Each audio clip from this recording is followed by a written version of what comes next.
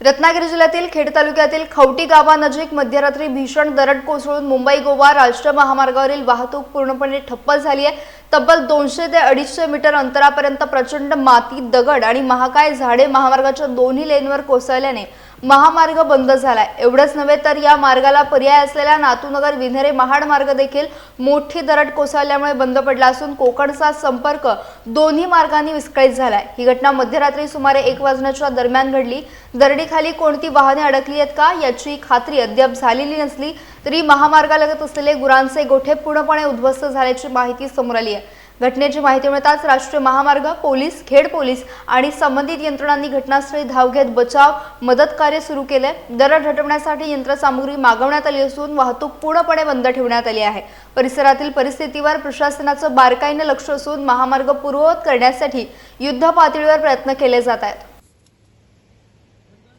आम्ही 1च्या वेळेस रात्रीच्या तर आम्ही तिथे दरड कोसळल्याची जेव्हा कोसळली तेव्हा आमच्या समोर 3 गाड्या होत्या आणि त्याच्या समोर रस्त्याच्या पलीकडे 2 मार्गाच्या पलीकडे गाव आहे। ते गावाची घरं पण गेली आणि तिथली गावातली लोक धावत आले। आम्ही वाचलो, गाव गेला असं सांगायला लागले। एक म्हातारा व्यक्ती होता, त्यांनी आम्हाला सांगितलं की पोलिसांना फोन लावा। आम्ही बोललो नंबर द्या। ते बोलतात आम्हाला नाही माहिती, तुम्ही कॉल करा, सांगा इथे गाव गेलंय, गोठं गेलंय, कोणाला बाहेर काढू शकत नाही।